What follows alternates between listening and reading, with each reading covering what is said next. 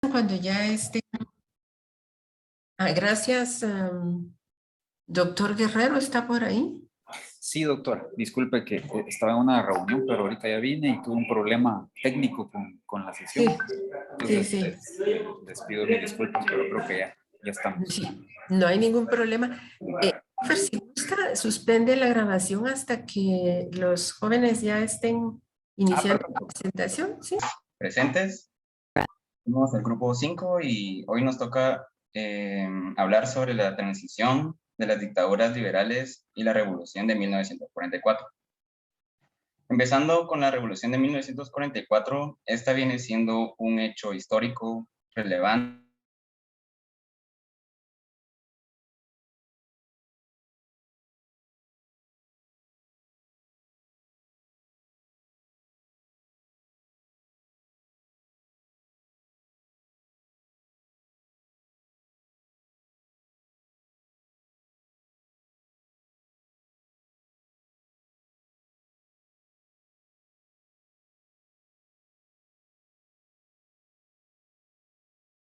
totalitaristas, que a partir de estos cambios estructurales durante el periodo de 1944, donde se evidenciaron las diferencias con la democracia totalitarista, característica de los gobiernos liberales durante esta época posterior a la revolución, que se buscaba apoyar al pueblo mediante distintas reformas y proyectos, como por ejemplo puede ser el Código de Trabajo, la reforma agraria, la creación de instituciones o ministerios.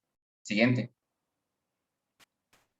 La revolución se desencadenó luego de la constante sufrimiento del pueblo durante las grandes tiranías. Los gobiernos liberales, entre ellos Jorge Ubico, hicieron de la nación dictatorial en la que los indígenas quedaron como siervos. Esto bajo la autoridad absoluta de alemanes y estadounidenses, que estos se habían adueñado de la mayor parte de las tierras y por ende dominarían la economía del país. Guatemala, por ende, se convertiría en una de las repúblicas bananeras en Centroamérica. Siguiente. Hay diversas causas que provocaron la caída de Ubico. En el ámbito internacional, por ejemplo, la Segunda Guerra Mundial, el presidente Roosevelt dando discursos a favor de la libertad, el progreso y la democracia, pues estos hechos habían sido divulgados hacia maestros y estudiantes y estos se van dando cuenta que pueden expresar con libertad sus descontentos e injusticias. La renuncia del dictador inició el 1 de junio de 1944, provocando que surgieran protestas donde los universitarios pertenecientes a las facultades de medicina, economía, derecho y farmacia, que exigían la destitución de sus decanos, así como se negaban en la participación en participar en el desfile militar, que es el 30 de junio. Ubico accedió a esta situación, pero cada vez se ponía más tensa. Esto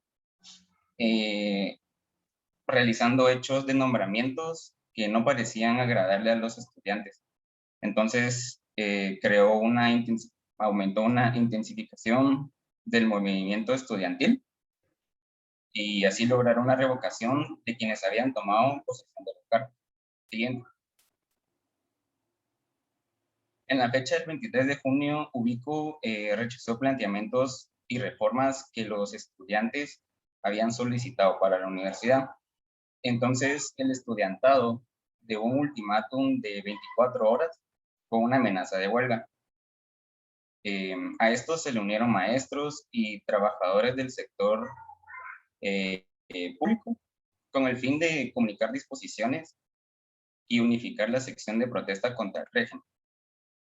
Al siguiente día, el 24 de junio, salió una manifestación hacia el Parque Central, que fue conformado por diversas clases de estratos sociales, y estos estaban pidiendo la restitución de las garantías constitucionales y la renuncia del general Ubico.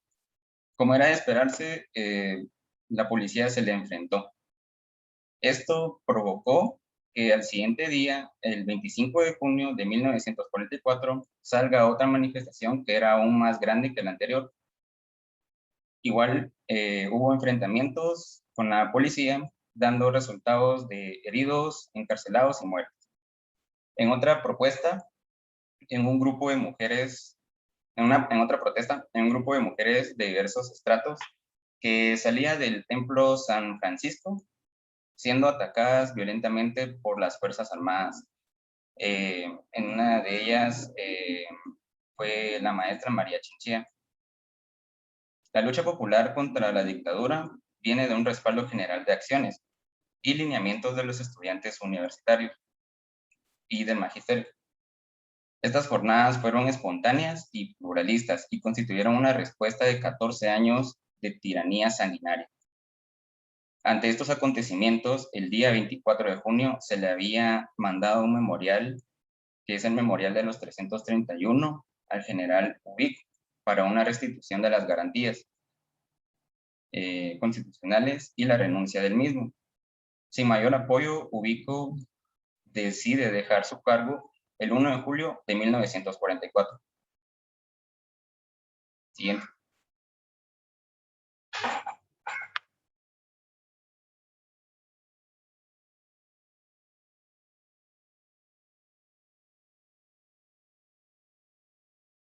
Bueno, ahora con respecto a la Constitución de 1945. Esta se logra gracias a la Revolución de 1944 y se inspiró en la filosofía política del denominado constitucionalismo social. El constitucionalismo social reconoce a los trabajadores un conjunto de derechos individuales y colectivos que adquieren jerarquía constitucional. Este también es históricamente la primera que abordó en América Latina los derechos de los pueblos indios. Se designa siendo presidente de la República Juan José Arévalo y además de los derechos individuales establece económicos y sociales. Es importante mencionar que las políticas fueron bien acogidas en una sociedad que había sido reprimida por las dictaduras liberales. Podemos recordar que ese periodo de régimen liberal abarcó de 1871, iniciando con el gobierno de Miguel García Granados a 1944, finalizando con Jorge Ubico. Entonces, este fue un lapso de tiempo bastante amplio.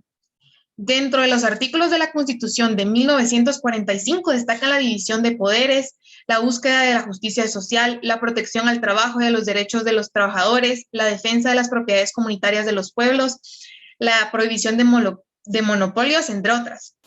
Con esta se buscó marcar la diferencia con las actitudes oligárquicas precedentes y la construcción democrática que propuso la Revolución de Octubre.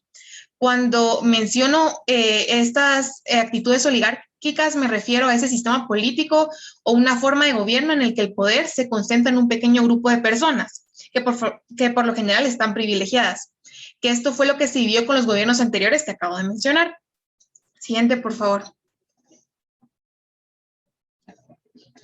Bueno, es por esto que, por lo que se reconoce que a partir de dicha revolución, como mencionó mi compañero anteriormente, por primera vez en la historia política de Guatemala, la población desposeída conoce la justicia social a través de la protección y defensa de los intereses de la clase trabajadora, por los que nunca se había velado. Es así que nace el derecho laboral, con sentido tutelar de los trabajadores, brindándoles protección jurídica preferente frente al capital. Esta legalidad se encontraba en algunos documentos, como en la Constitución Política de la República, donde del artículo 55 al 71 reglamenta todo lo relativo al capital y al trabajo. En la presentación aparecen unos de los artículos manejados en dicho documento. Sin embargo, voy a ampliar un poquito. Se trabajaron temas como el contrato individual y colectivo, el trabajo doméstico de domicilio, fijación periódica del salario mínimo, obligación del patrono a pagar en moneda de curso legal, porque recordemos que anteriormente la moneda que se manejaba solo se podía usar dentro de la hacienda, es decir, no tenía valor fuera de ese lugar. También el establecimiento de la jornada de trabajo máxima de 8 horas diarias y de 48 horas a la semana. Vacaciones anuales remuneradas, el derecho de libre sindicalización y huelga, entre otras. Siguiente, por favor. Bueno, entonces una de las principales leyes emitidas por el gobierno revolucionario de Juan José Arévalo fue el Código de Trabajo. Este entra en vigencia el 1 de mayo de 1947 y conmemora el Día Internacional del Trabajo. Está contenido en el decreto 330 del Congreso y recoge y desarrolla los principios y lineamientos contenidos en la Constitución, que fueron los que acabo de mencionar, sobre el material laboral e incorpora muchos más. Pero en sí, el Código del Trabajo, ¿qué es? El Código de Trabajo es el documento jurídico laboral que regula los derechos y obligaciones de los patronos y trabajadores con ocasión de trabajo en Guatemala. Podemos observar que en el lapso de 1947 a 1953, el Congreso emite decretos 526, 623 y 915 que introducen reformas a este Código de Trabajo en beneficio de los trabajadores. Una de las que podemos mencionar es que se abolió la discriminación por motivos de raza, religión, credos políticos y situación económica. También se preceptúa la modalidad de uso de las lenguas indígenas en los tribunales y en las zonas predominantes de esa cultura. Finalmente, con el decreto 1441 de 1961, se introducen otras reformas al Código de Trabajo y se actualiza y se publica actualizado. Es interesante mencionar que el Código de Trabajo, al regular el derecho a la sindicalización, las huelgas, garantiza protección en cuanto a horarios de trabajo y despidos injustificados. Esto provoca la inconformidad y desacuerdo en patrones y especialmente en la UFCO, porque evidentemente no les convenía que sus trabajadores fueran amparados legalmente. Es así que la UFCO argumenta que dicho código poseía ciertas inclinaciones comunistas y se recomienda redactar una nueva ley con asesoría del gobierno norteamericano, lo cual no tuvo ninguna resolución porque el presidente Arévalo se niega. Esto provoca que la UFCO lanzara una intensa campaña que desacreditara a su gobierno en Estados Unidos y se involucró en movimientos para derrocarlo. Al plantearnos el tema del impacto de la Constitución y el Código de Trabajo en nuestros días, nos podemos preguntar si realmente las leyes en la actualidad amparan al ciudadano y el motivo por el cual se luchó y por el que se creó la Constitución realmente tiene valor. Entonces, siempre me gustaría que alguien de ustedes, si me podría comentar acerca de qué piensa acerca de la Constitución y su valor en la actualidad, por favor. Yo hice. Gracias, Ana. Yo pienso que el cumplimiento de las leyes actualmente tiene ciertas deficiencias y a veces pueden ser usadas a conveniencia o puede que no se cumplan en su totalidad, pero que igual considero que un sistema que está amparado por estas leyes definitivamente beneficia a la convivencia entre los ciudadanos. Ok, me parece. Igual también es importante como que añadir que con el Código del Trabajo realmente se consiguió ese cambio en la realidad que vivían muchos de los trabajadores y lo dignifica, podríamos decir, y lo ampara de las injusticias que frecuentemente se cometían. Y actualmente, durante el transcurso del tiempo, se han ido añadiendo nuevas leyes que siguen ampliando esa protección al trabajador.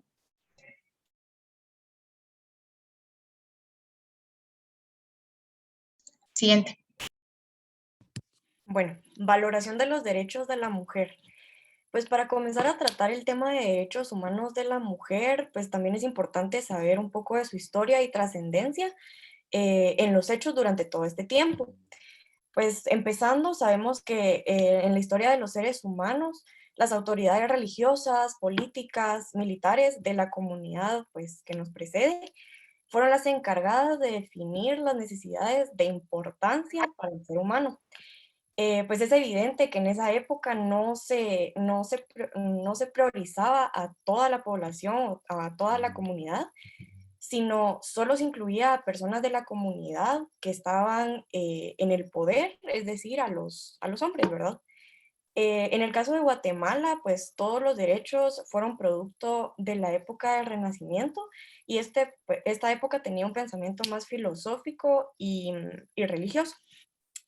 También históricamente se sabe que la mujer empieza a tener un papel importante en el estado de Guatemala a partir de la revolución de 1944. Perdón.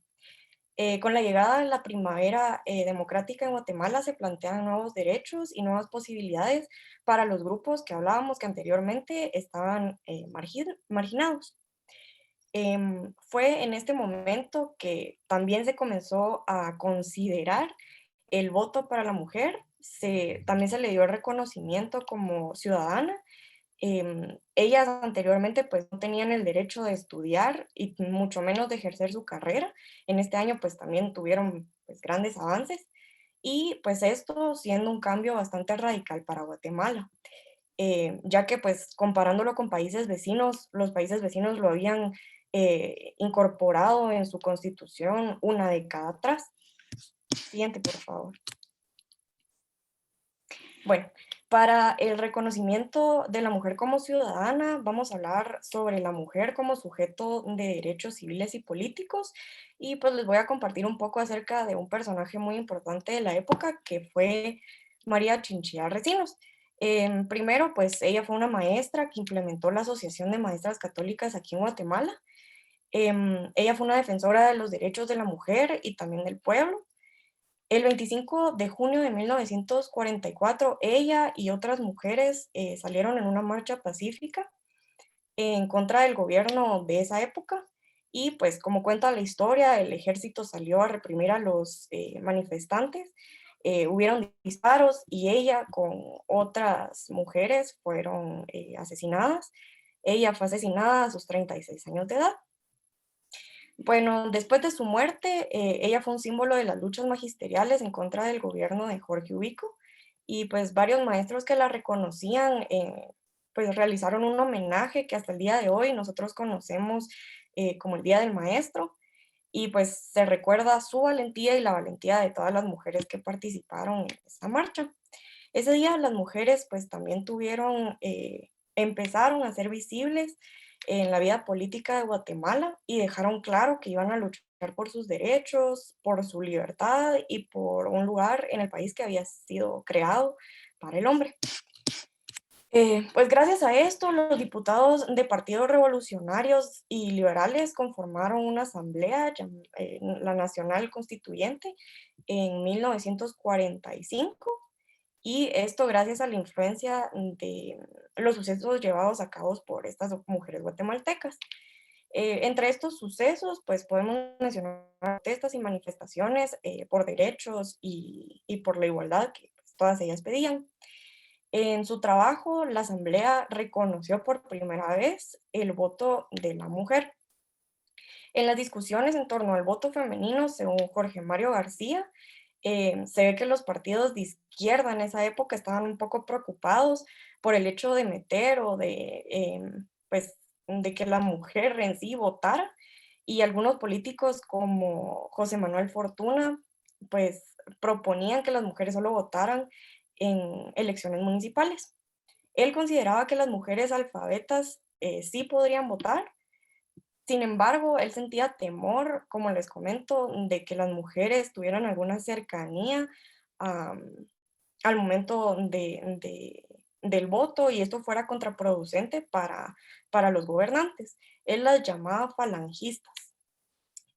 Bueno, entonces aquí es en donde entran un poco las comunidades también u organizaciones que las mujeres hacían para poder tener este tipo de derechos y abogaban por tener pues una escucha o ser escuchadas en los gobiernos.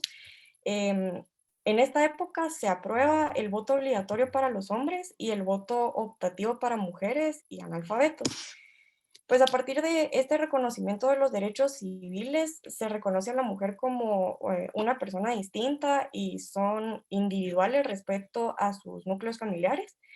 También se puede decir que cuando se promulgó el actual Código Civil, que pues por varios años tuvo muchísimas modificaciones, hoy en día pues se cree que está muy modernizado y permite el trato igualitario entre razas, etnias, géneros y estados socioeconómicos.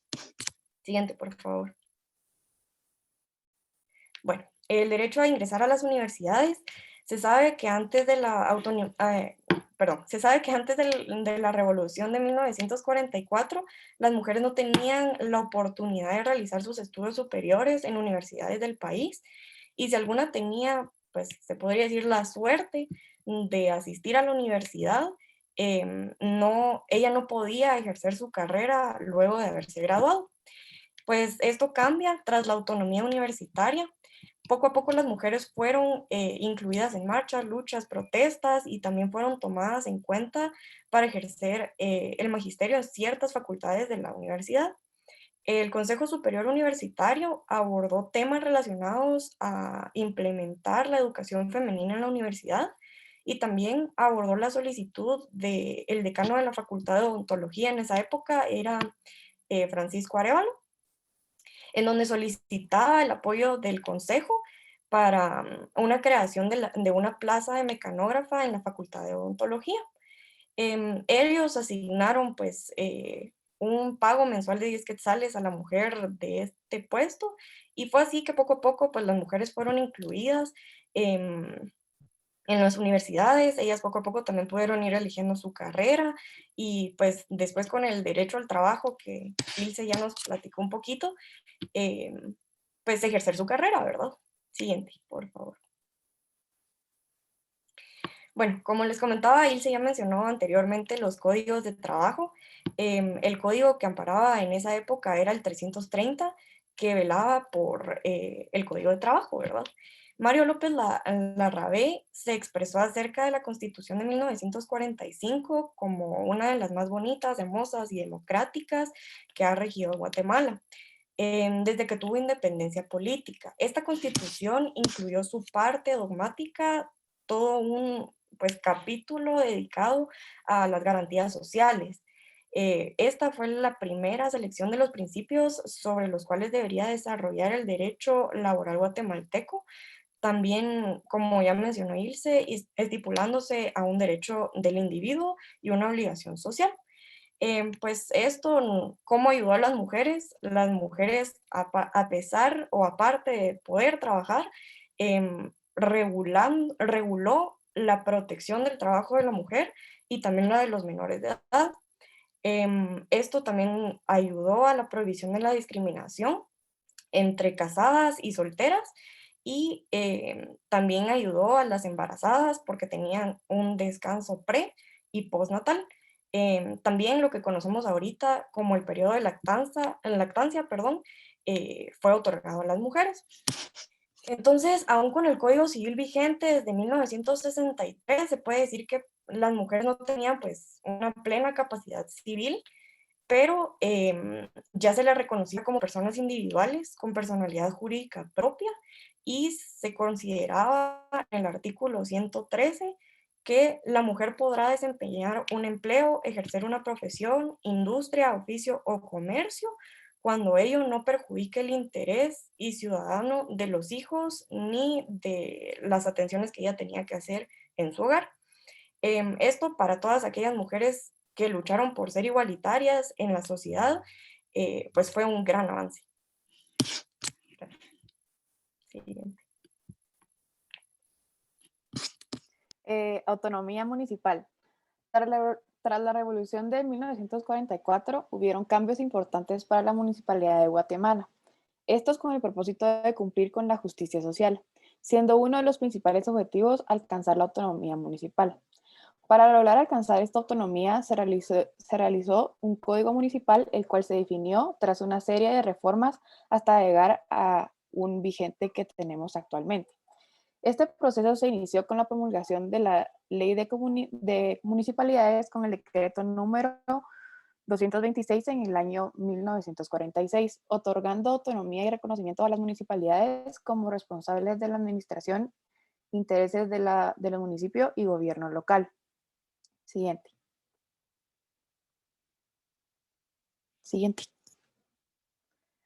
La serie de reformas que sufrió el Código Municipal inició en 1957 con el decreto número 1183 definiendo la autonomía municipal. De carácter técnico y administrativo, esto lo hicieron clasificando los servicios públicos como los esenciales. Luego, en 1988, con el decreto número 58, se definió la autonomía municipal y los fines generales del municipio, entre los cuales incluyó promoción de la participación de los habitantes en la resolución de los problemas locales. Y por último, en el año 1997 se creó una comisión formada por representantes del gobierno e indígenas que crearon un nuevo código municipal en los cuales se estudió por varios años hasta en el 2002, donde fue emitido y fue aceptado y es el que actualmente está en vigencia. Siguiente. La autonomía municipal está inscrita en el artículo 253 de la Constitución Política de la República, haciendo garantizar la estabilidad jurídica, dado que los artículos que están en la Constitución son inmovibles y se tienen que cumplir. En la actualidad, los municipios de la República de Guatemala son instituciones autónomas que eligen a sus propias autoridades, obtienen y disponen de sus recursos y atienden a los servicios públicos locales. Y tienen un ordenamiento territorial de jurisdicción y el cumplimiento de sus fines propios. Siguiente. En el inicio de la democracia. Es importante saber que según la Constitución de la República, nosotros somos un país con un sistema democrático. Sin embargo, para llegar a ser un país con estas características, es importante el cumplimiento de principios como lo son el orden, la seguridad, la libertad, la igualdad y la justicia. Más adelante veremos si estos principios se cumplieron a lo largo de la historia hasta la actualidad. Siguiente. Juan, para lograr iniciar la democracia en Guatemala fue de gran importancia el periodo de Juan José Arévalo, pues él propuso establecer la democracia formal y la modernización de la economía. También hizo dos aportaciones de suma importancia que lograron enmarcar objetivos propuestos, como vamos a ver más adelante. Estos son el ICS, garantizando la atención gratuita a los ciudadanos, y el Código de Trabajo, regulando los derechos y las obligaciones de los patrones y trabajadores. Juan José Arévalo fue el primer presidente que fue elegido en las elecciones libres y de una manera democrática. Siguiente. Estos cambios que se realizaron tras varios años de dictadura nos hacen cuestionarnos. Primero, bueno, ¿puede un país después de tantos años de dictadura ser un país demócrata? Podemos decir que sí. Sí se logra un país demócrata después de tantos años de dictadura, y este es un gran inicio para la democracia, dado a que en este periodo se amplificó la base electoral, incluyendo a mujeres y a los analfabetas, después de tantos años de excluirlos de sus derechos políticos. También podemos ver con esta inclusión que se cumplió con los principios de la democracia, de la igualdad y la justicia, siendo esta amplificación una de los grandes pasos que se dio en los inicios de la democracia de Guatemala. Ahora, si hablamos de la actualidad de Guatemala, sí somos un país demócrata. Sin embargo, no sé qué piensan ustedes si en la actualidad, por tanta corrupción, si somos verdaderamente un país demócrata o no. Hay muchos artículos en los que mencionan a Guatemala como un país que está en un régimen híbrido democrático. Esto quiere decir que las decisiones políticas que se dan no son en base a lo que el pueblo dice, sino que son vinculados con empresas de gran peso económico en el país. Siguiente. Reestructuración social. En la reestructuración social, como su nombre lo indica, este va específicamente dedicado a la población. La reestructuración social durante esos años fue muy importante, ya que gracias a la revolución, los diferentes estratos, principalmente el obrero, logran triunfar. Entonces desencadena muchos diferentes sucesos, dentro de los cuales vamos a platicar un poco en el aspecto social. Siguiente, por favor. Dentro de los más importantes están la creación de institutos y posteriormente ministerios. Es gracias a esta revolución de que se logran crear institutos dedicados a la población y ministerios que con el pasar del tiempo han logrado satisfacer a la población y otros que han sido duramente criticados debido a que con el pasar del tiempo, de los años, no han logrado satisfacer las necesidades del guatemalteco. Siguiente, por favor. El primero de estos es el Instituto de Antropología e Historia. Este es creado el 23 de febrero de 1946 por el Acuerdo Gubernativo número 2646. Como su nombre lo indica, está especializado o enfatiza en fomentar la investigación y en proteger el patrimonio nacional. Esta institución tiene dentro de sus mayores logros, como lo indica en la presentación, el reconocimiento de 3 importantes estructuras o centros antropológicos nacionales, los cuales son ICAL, que me imagino que ya muchas personas han conocido, la Antigua Guatemala, que esa sí estoy seguro que más de alguna vez hemos conocido, y por último está Quirigua, donde se pueden ver ahí un poco las ruinas en la última foto, la foto inferior, de este centro en específico. Siguiente, por favor. El segundo de estos, y realmente un poco polémico, es el IX. El IX es creado por 2 puntos importantes. El primer punto de esto es gracias a la gestión de 2 personajes importantes que no son nacionales. El primero de estos es el licenciado Oscar Barahona y el segundo Walter Little. ¿Qué es lo que hacen estas personas en Guatemala? El doctor Arévalo gestiona la venida de estos dos personajes importantes y realizan un estudio dentro de la población sobre condiciones económicas, geográficas, culturales y étnicas del país. Posteriormente, estos estudios son publicados en un libro llamado Bases de la Seguridad Social en Guatemala. Luego de observar los resultados de este estudio y entrando el segundo aspecto importante, que es el observar la Constitución de la República, la cual en ese tiempo, en el artículo 63, garantizaba el derecho a la seguridad social. Digo en ese tiempo porque actualmente este es el artículo número 100. Entonces son estos 2 puntos importantes los que hacen entrar en vigor este artículo de la Constitución de la República para que el día 30 de octubre de 1946, por medio del decreto 295, se cree esta institución. Anteriormente dije criticada debido a que con el pasar del tiempo se ha hecho muy general en la población el saber que es muy difícil tanto el conseguir citas en el IX, una buena atención, debido a que deben satisfacer las necesidades de la población en general. En las imágenes se logran ver diferentes centros del IX. Está el de zona 6, el de la zona 7 y el de abajo, el último, es el de la zona 9. Siguiente, por favor. El tercer punto importante es el Ministerio de Trabajo.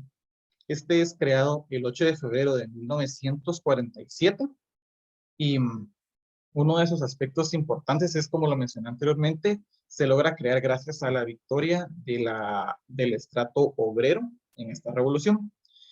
Como él se lo mencionó antes, se logra crear un código de trabajo, el cual ese código es utilizado grandemente por el ministerio para velar por los trabajadores. Este ministerio cumple una función específica e importante, la cual está detallada en el artículo 274 del mismo Código de Trabajo, donde se encarga de velar por los mismos trabajadores y su previsión social. Este Ministerio de Trabajo también está encargado dentro de aspectos importantes, como por ejemplo sería el definir el salario mínimo vigente en el país, en sus 3 puntos importantes, el cual es el agrícola, el no agrícola y el de exportadora y maquila. Otro aspecto importante es el cumplimiento de la legislación laboral, el que se cumpla esta ley para todos los trabajadores, específicamente para los grupos vulnerables. Con grupos vulnerables me refiero específicamente tal vez a adolescentes. Muchas veces se menosprecia a un trabajador por el sexo. o por la edad. Entonces, este ministerio vela porque se cumpla bien esta legislación. Y algún último punto importante es promover y armonizar la buena relación entre los mismos trabajadores como con el empleador y pues, sus empleados, la redundancia. Siguiente diapositiva, por favor. Y el último de estos es el INCAP, el Instituto de Nutrición de Centroamérica y Panamá. Este instituto tiene su sede aquí en Guatemala y fue fundado el 14 de septiembre de 1949. Su punto principal de creación, como lo dice la diapositiva, es debido a la desnutrición que en esa época había tanto en Centroamérica como en Panamá. Como sabemos actualmente y con el pasar de los tiempos, la desnutrición ha sido un punto crítico en Guatemala, especialmente la desnutrición infantil, y esta asociación intenta erradicar la desnutrición en su punto pues, máximo, ¿verdad? El INCAP es creado también gracias al apoyo de la Organización Panamericana de la Salud y dos fundaciones principales, la Rockefeller y la W.K. Kellogg, que también es el creador de los famosos cereales. Y como lo indica la diapositiva, su función principal es mantener la seguridad alimentaria para la población mediante investigaciones y el punto más importante, el cual es el trabajo de campo.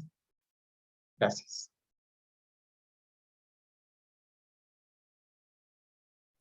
Bueno, ahora vamos a hablar un poco de la autonomía universitaria.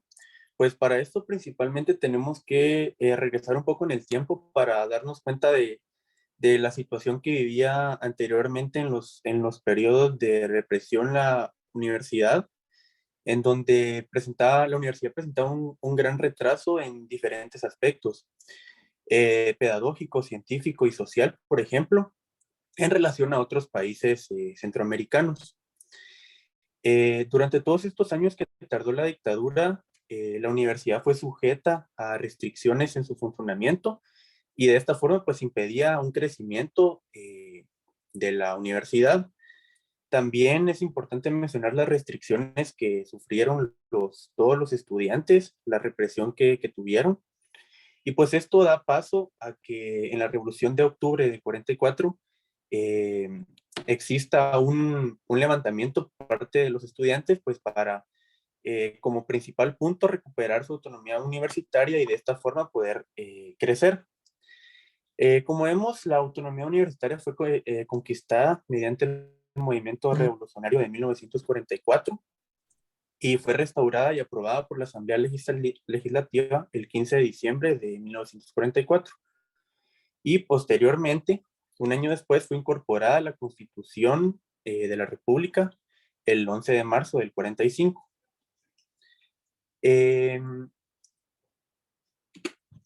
Ahorita vamos a hablar un poco de la ley orgánica. La ley orgánica abarca postulados avanzados sobre su organización y sus atribuciones y fue emitida por decreto legislativo 325 de fecha 28 de enero de 1947. Esto, en este periodo de transición, lo podemos observar que con esta ley lo que se hizo fue un mejoramiento internamente de la universidad, ya que habían obtenido nuevamente su autonomía y eso quiere decir que la universidad era, valga la redundancia, autónoma en su toma de decisiones, en sus formas de elegir a sus mandatarios, por ejemplo. Entonces, podemos rescatar algunos artículos importantes, como por ejemplo el artículo 9, que instituye la docencia libre, en el sentido de que cualquier persona pueda solicitar a la universidad autorización para enseñar en cualquier ramo del saber humano. Esto era algo que antes no era posible, ya que las autoridades del gobierno de turno eran los encargados de velar y los encargados de poner a las personas que ellos creían pertinentes en ese tipo. Otro artículo es el artículo 14. Los profesionales serán electos por mayoría absoluta de votos en el acto eleccionario de los miembros presentes del colegio al que pertenezcan, y los estudiantes por mayoría absoluta de votos de los estudiantes electorales presentes de cada facultad. Esto es una cosa muy importante, ya que como les mencionaba antes, la universidad estaba regida por los gobiernos y por los mandatarios en ese momento, por lo que no podían hacer elecciones libres, escoger a sus propias autoridades y por lo tanto estaban sujetos a no poder crecer, ya que los que gobernaban en ese tiempo no tenían ese interés. Otro punto que favoreció las reformas universitarias son los siguientes. Como les mencionaba, esto lo que causó la autonomía fue un mejoramiento en muchos aspectos en la universidad. Por ejemplo, hubo un incremento de laboratorios, de gabinetes de investigación, un mayor número de estudiantes. Por ejemplo, en los siguientes años después de la firma de la ley orgánica, desde el 47, que habían 1,804 alumnos inscritos, podemos ver que para 1976 ya habían 25,557 estudiantes, lo que nos da a ver que fue un aumento muy significativo de las personas que ya podían optar por estudiar en la universidad.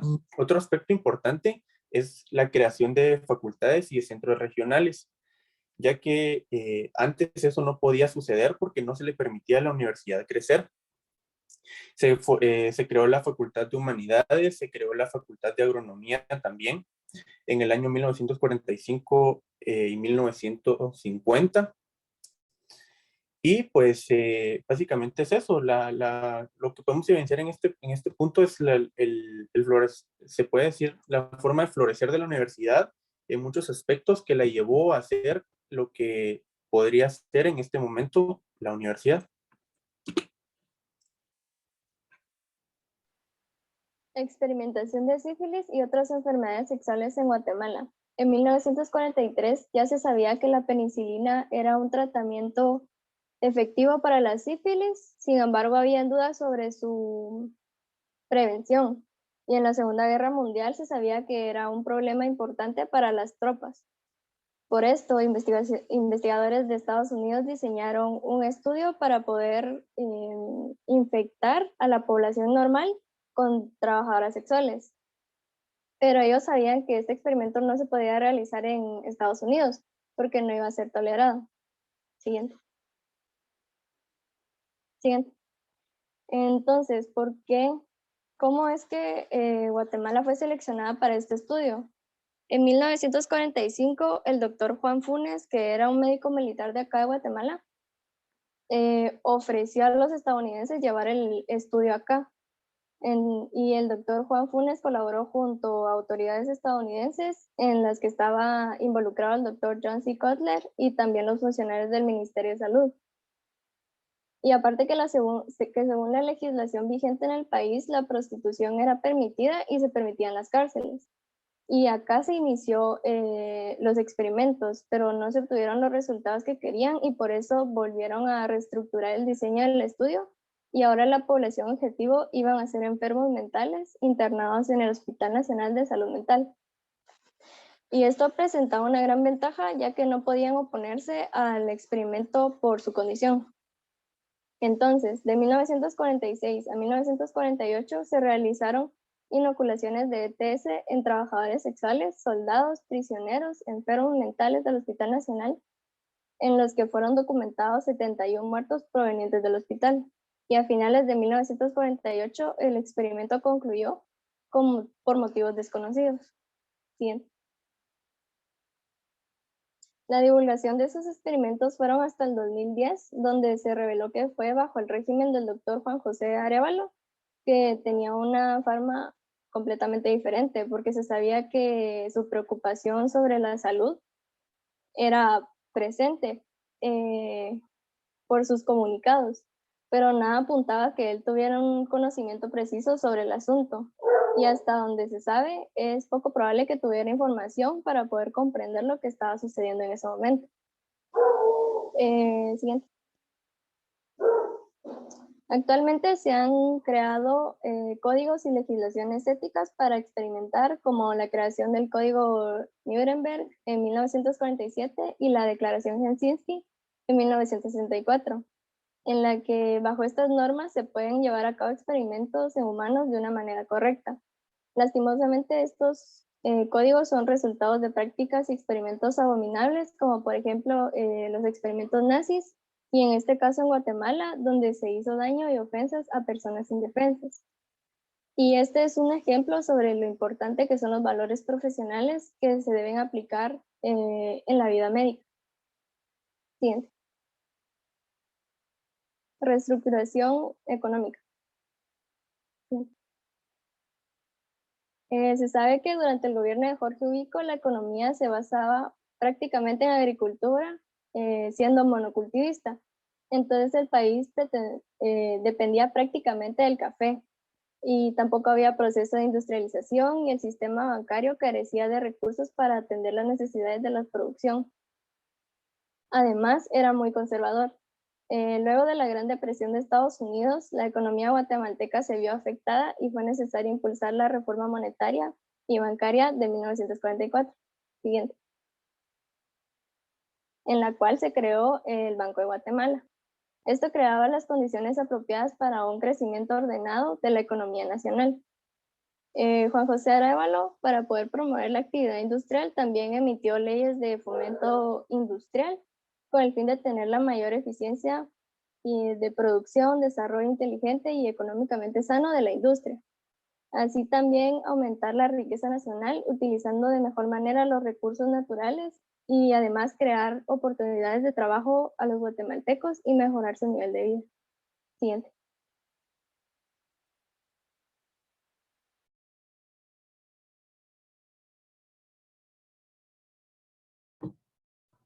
Bueno, ahora vamos a hablar sobre la hidroeléctrica Jurumarinalá, que fue uno de los 4 proyectos del gobierno de Jacobo Arbenz, que estaban dirigidos a combatir los monopolios estadounidenses que existían en el país en ese momento.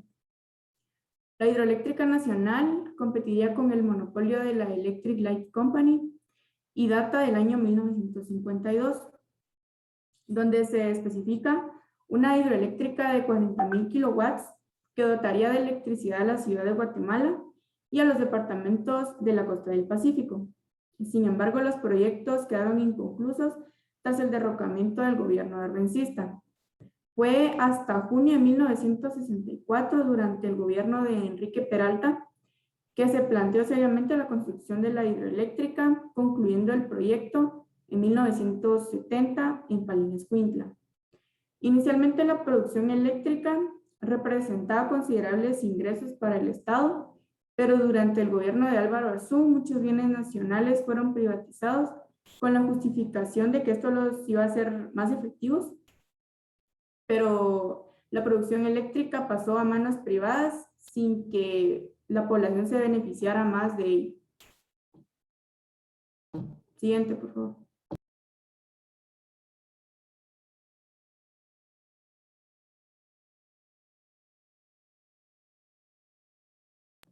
Ahora vamos a hablar sobre las conspiraciones, sobre la influencia estadounidense y el inicio del fin de la época revolucionaria. Helen, un momentito, Helen, antes de que sigamos, preguntándoles si les falta, más o menos cuánto consideran que les hace falta. Ya terminamos el periodo, claro que teniendo en cuenta las vicisitudes iniciales, ya nos comunicamos con Rosy y nos da unos minutos más. ¿Pensamos en unos 10 minutos, chicos? Pienso que unos 10 a 15, doctora. No sé si es posible. Bueno, sigamos. ¿Y tú eres la última intervención? Sí, ya solo falto yo y las conclusiones. Ah, bueno, está bien. Sí, avancemos entonces. Yo me comunico con Rosy. Ok. Bueno, todo empezó desde que la Junta Revolucionaria de Gobierno se disolvió y Juan José Arévalo entró en el poder. Los sectores conservadores opuestos a la revolución comenzaron a difamar a Arévalo acusándolo de comunista, aunque él siempre se había mostrado opuesto a dicha postura y constantemente lo dejó en claro. Los sectores ultraconservadores, la Iglesia Católica, contaron con el apoyo encubierto de la embajada estadounidense para crear condiciones para golpes de Estado, llegando a la cifra de aproximadamente 30 conspiraciones. Hubo numerosos sabotajes a las actividades del gobierno, por lo que el Congreso consideró restringir la libertad de prensa, que luego fue llamado Ley Mordaza, por los opositores y la Iglesia Católica. En Estados Unidos, las leyes laborales fueron vistas con perspectiva de interés por parte de la gigantesca empresa bananera, la cual estuvo ejerciendo presión sobre Arévalo para obligarlo a revocar sus medidas, tratando de repetir sus métodos acostumbrados a la sumisión de los dictadores. Las relaciones entre Estados Unidos y Guatemala cada vez se volvían más tensas, conforme Guatemala intentaba alcanzar su independencia política, nacionalista y digna. No obstante, tal autonomía fue traducida por Estados Unidos como el principio de una avanzada comunista en América. De acuerdo a la nueva constitución, Arbenz fue el primer ministro de la Defensa para defender junto a sus más cercanos colaboradores al gobierno de Arévalo y con él a la revolución. El problema fue que la misma constitución política le había creado una competencia paralela, poderosa y no subordinada, que fue la jefatura de las Fuerzas Armadas. Este poder estuvo dirigido por el mayor Francisco Javier Arana, uno de los extriunviros, quien falleció en un tiroteo luego de dar un ultimátum al presidente y de que se le intentara arrestar. La reputación de Arbenz fue en aumento y este acabó perfilándose como el candidato presidencial para la Revolución de Octubre y ganando posteriormente las elecciones de 1950. Arbenz había estudiado ya todos los problemas a los que se enfrentaba antes de tomar el poder, convocando a expertos en diferentes ramas del conocimiento económico y social, pues su idea era crear competencias estatales para las empresas estadounidenses con el propósito de hacer de Guatemala un país capitalista, desarrollado e independiente. Esto solo hizo que Estados Unidos se enardeciera aún más y el comienzo de la transformación al tocar la problemática nacional sacudió al viejo régimen, que nuevamente respondió con una creciente acusación de comunismo al presidente Arbenz. De nuevo, la Iglesia tuvo cierto grado de influencia porque incitaban a las masas a la rebelión. Y por su parte, los grandes finqueros clamaban por la subversión y el derrocamiento del gobierno democráticamente electo. Siguiente, por favor. Ahora vamos a hablar sobre el derrocamiento de Arbenz. La conspiración de las dictaduras del área, más Estados Unidos y los sectores más conservadores de Guatemala, unieron fuerzas y el gobierno estadounidense decidió derrocar al presidente Arbenz. Ante la gran lista de militares que tenían el deseo de suprimir a Arbenz y de reemplazarlo, los Estados Unidos eligieron a Castillo Armas, porque él había prometido revocar todas las medidas que se habían tomado durante el periodo revolucionario y se le consideraba complaciente a los deseos estadounidenses y de la CIA. Por otro lado, consideraban que él no representaba un peligro para sus intereses y no lo consideraban muy capaz. Pero la pregunta es, ¿por qué la CIA estaba tan involucrada? Resulta que el secretario de Estado de los Estados Unidos en ese entonces, John Foster, había sido representante jurídico y socio principal de la United Fruit Company, y su hermano Alan, también empresario en la UFCO, era el jefe de la CIA, así que sus intereses eran los mismos. El proceso para terminar con el régimen democrático en Guatemala fue operado por la CIA en su segunda operación encubierta en el mundo. El gobierno de Dwight Eisenhower preparó el terreno para la invasión de Guatemala en el occidente de Honduras, cuyo presidente era el antiguo representante de la UFCO en ese mismo país. La estrategia consistió en desinformación, amedrentamiento y temor mediante una guerra psicológica que fuera eliminando cualquier espíritu de resistencia. El 27 de junio salió una misión militar al Palacio Nacional para abordar al presidente y darle el ultimátum para renunciar. Resulta que en el palacio Arbenz estaba prácticamente solo, sin una guardia que lo acompañara. Ese mismo día, frente a la traición del ejército ante la invasión estadounidense, Arbenz tuvo que renunciar a la presidencia en un mensaje que se difundió ese mismo día a las 8 de la noche frente a la estupefacción de toda la población. Arbenz tuvo que abandonar todas las ideas de resistencia armada y optó por aislarse en la Embajada de México, donde habitó con su familia durante casi 3 meses junto a otras 300 personas. La contrarrevolución de Castillo Armas entró a Guatemala en los primeros días de julio del 54, atacando a campesinos, haciendo prisioneros políticos sin previo juicio, y sus primeros pasos para deshacer lo logrado con la Revolución de Octubre fueron la anulación de la reforma agraria, la devolución de las tierras a los terratenientes, la disolución de sindicatos, de partidos políticos, la persecución de líderes sindicales, de universitarios e incluso de personas corrientes.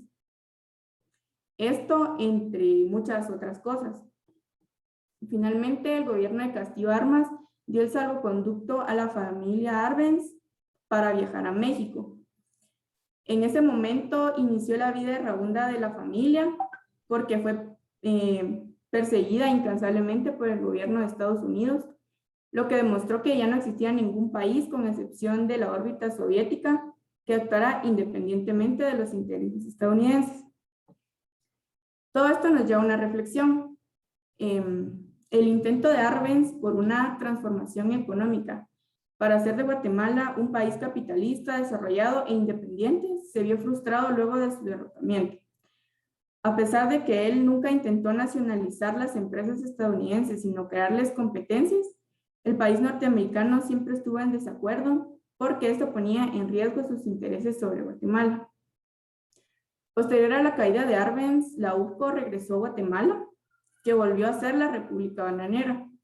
Y actualmente a la UPCO se le conoce como Chiquita Brands International y sigue siendo la principal distribuidora de bananas en Estados Unidos.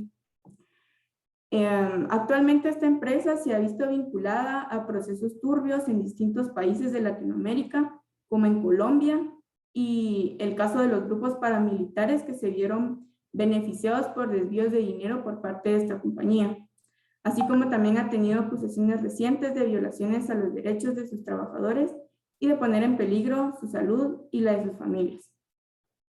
Este es el caso de muchas otras empresas que aprovechan la materia prima que produce Guatemala, explotando a la población y a la vez evadiendo impuestos. Un claro ejemplo es la explotación minera que hay en algunos departamentos del país, donde lo único que se paga es una regalía del 1%, careciendo de algún otro tipo de tributo que merezca la pena comparado a la extracción que realizan y a los daños ambientales que producen.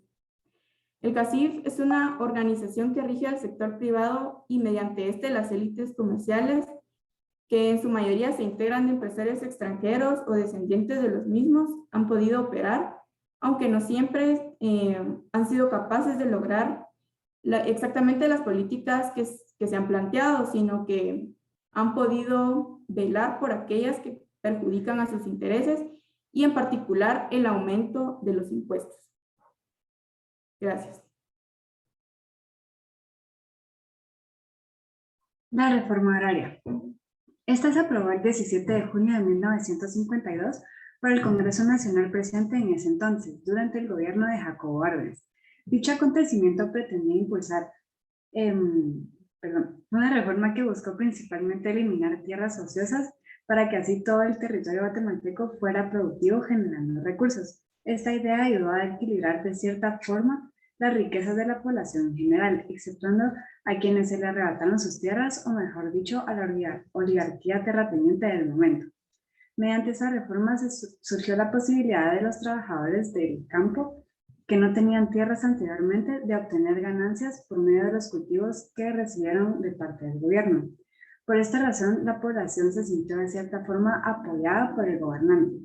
Sin embargo, esta reforma se llevó a cabo por medio de la expropiación, mejor dicho, quitando a personas sus tierras y entregándoselas al pueblo o a personas que no las poseían. Entre el porcentaje de la población que se le confiscaron las tierras estaba la United Fruit Company, por lo que se creó un descontento que los impulsó a detener sus inversiones, disminuyendo así la economía y los monopolios en sectores claves del país. Actualmente en Guatemala no se ve una reforma agraria como tal, sin embargo se podría llegar a comparar, aunque no en su totalidad, con Cuba. Por ejemplo, ya que en el país se expropiaron muchas tierras y hoy en día se maneja toda la producción del país por el Estado. Siguiente, por favor. El 29 de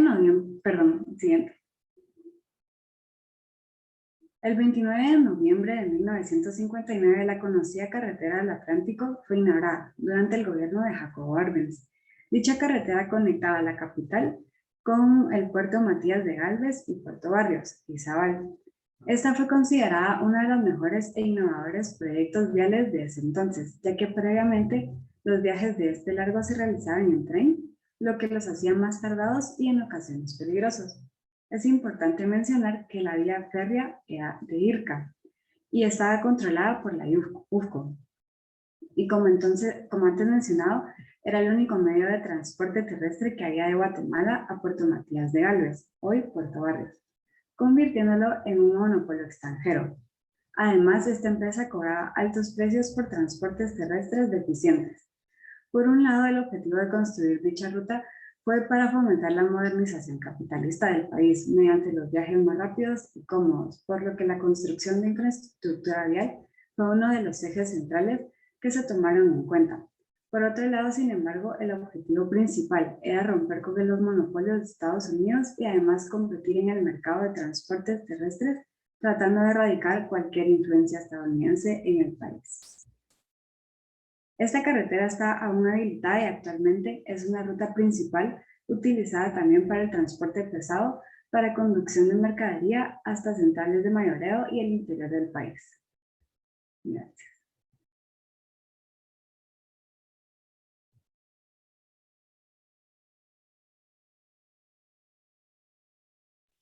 Como grupo podemos concluir que este periodo de transición, desde el periodo de revolución hasta este último tema, se evidencia el gran cambio que hubo en florecer del país, de tantos años que pasamos de opresión. A partir de la revolución, el país pudo florecer, pudo implementar nuevas obras, también pudieron implementar nuevos, como por ejemplo la Ley Orgánica de San Carlos. Y en conclusión, pues eso es lo que evidencia todo este periodo, un periodo de renacer y de progreso. Gracias.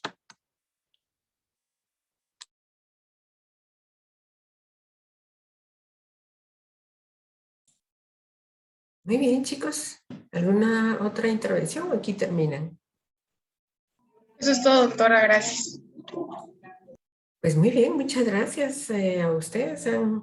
Nos han presentado una enorme cantidad de datos relativa a estos cambios tan importantes que se dieron a partir del movimiento bien denominado Revolución de 1944, que generó, y por eso se llama revolución, realmente cambios estructurales en este país, cambios que hay que decir y enfatizar, llegan a la fecha en sus beneficios. No cabe duda que, como toda etapa también, con sus luces y sombras, como ya ustedes bien lo mencionaron, no me voy a referir en detalle, puesto que ya tenemos que entrar a la unidad de epidemiología, pero sí señalar que aspectos que constituyeron grandes logros en este momento de grandes cambios en la estructura económica y social de este país, aun cuando persiste actualmente, sí nos encontramos ante algunos fenómenos que desafortunadamente han opacado a estos beneficios para la población. Entre ellos, por ejemplo, Diego nos mencionaba que se conoce, que se menciona frecuentemente las dificultades sobre la atención que se recibe en el Instituto Guatemalteco de Seguridad Social, en el ICS. Sin embargo, y lo vamos a poder comentar indudablemente en los últimos, con los últimos grupos, el 6 y el 7, la institución, el Instituto Guatemalteco de Seguridad Social, hoy por hoy sigue representando una gran instancia de beneficio para los guatemaltecos. Sin embargo, es una instancia que está en la mira, como meta de algunos sectores desafortunadamente interesados en su intervención y que son sectores poderosos con intereses muy particulares, que son los mismos que, aunque mencionaron ustedes refiriéndose a grandes empresas o a empresas de gran poder, pues realmente no son solo las empresas de gran poder como ustedes llamaron, sino toda una serie de grupos que se aglutinan en una instancia que muy bien ustedes mencionaron y que en la cual confluyen y se tienen expresión política y jurídica los sectores de poder que no son precisamente los sectores, los actores de gobierno, pero que sí son determinantes sobre estos últimos. Hablar sobre el Código de Trabajo, el Ministerio de Trabajo, la Ley Orgánica de la Universidad es por demás interesante y amplio. Un periodo es muy poco para eso, sin embargo, nos hicieron una descripción bastante buena, aunque un tanto extensa. Desafortunadamente con mucha lectura más que con comentarios que dan mucho para estos temas y, por cierto, vamos a tratar en los periodos posteriores. Algunas imprecisiones históricas, lo repito hasta la saciedad, no son las fechas lo importante. Sin embargo, pues en la última diapositiva, en la antepenúltima, se mencionó que la carretera del Atlántico se inaugura en el 59 durante el gobierno de Arbenz, cuando momentos atrás, y la historia registra y se sabe bien, que el gobierno de Jacobo Arbenz terminó en el 54 por esa intervención norteamericana que ya ustedes mencionaron. Entonces, ojo, tener cuidado también con precisar alguna información que, como les repito, pues no es lo más importante, pero sí tener el contexto claro. Y pues insistir, la época es muy importante para analizar.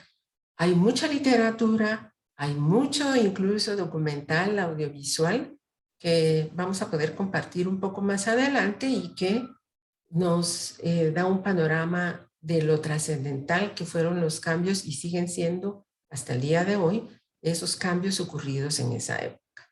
Y termino pues enfatizando y felicitándoles por haber incluido el aspecto relativo a la salud y a estos estudios experimentales que se realizaron en población guatemalteca dirigidos desde el imperio norteamericano. ¿Por qué no llamarlo así? Sabemos bien que esa es su categoría y que es una temática que sobre la cual ha corrido también mucha tinta, mucha publicación, y hay mucho que analizar sobre los estudios de esta índole y las características políticas y históricas que determinaron que se hicieran en una población tan desfavorecida como la población guatemalteca y dentro de ella, pues, la población más vulnerable, que realmente raya en circunstancias inhumanas. Entonces, felicitar, digo, este análisis porque indudablemente nos evidencia cómo se articulan las temáticas de las unidades que conforman este curso, que es fundamental para nuestra formación profesional. Así que sin más tomar tiempo, pues ya está de regreso Rosy del Águila y pues Rosy, si usted gusta empezar a compartir su pantalla, en tanto despedimos la unidad de historia, anunciando jóvenes pues que nos miramos en la próxima reunión con el grupo número 6 y que daremos continuidad a estos análisis. Enhorabuena por el trabajo desarrollado, jóvenes. Felicitaciones. Y por favor no olviden que hoy deben publicar su trabajo en Classroom. En unos momentos va a estar habilitado el espacio para que, a nombre de Ilse, para que puedas hacerlo. Rosy, si usted... Bien, doctora, gracias. En el uso de la palabra. Muchas gracias. Muchas gracias y me disculpo por los inconvenientes anteriores. Solo quisiera que tal vez confirmar en qué diapositiva se detuvo la presentación. En la intervención anterior, en la primera, Rosy, ahorita estamos viendo una que dice temática y señala 3 numerales. Sí. Okay. Hasta No sé si esto se logró ver cuando en la intervención anterior. No, Rosy, se quedó hasta su introducción cuando estaba empezando, justo cuando estaba empezando el tema. Ok, bueno. Pues estudiantes, perdón la interrupción de hace ratito, pero constantemente creo que voy a estar ahí corroborando si estoy conectada o no. Creo que ya se resolvieron los problemas de conexión. Bueno, les había dicho que el tema de hoy son los estudios transversales, ¿sí? Y la temática que vamos a tratar son los, introducción, ¿verdad? Los diseños de estudios epidemiológicos, la epidemiología descriptiva y posteriormente pues ya entrar de tema a los estudios transversales. Quería comenzar con esta frase que me pareció interesante. Dice, la epidemiología ha salvado más vidas que todas las terapéuticas. Esta la dijo Héctor Abad Gómez. Él era un médico salubrista colombiano que creía firmemente en el poder que tienen todas las herramientas epidemiológicas para mejorar las condiciones de vida de la población, ¿verdad? Específicamente en el campo de la salud pública.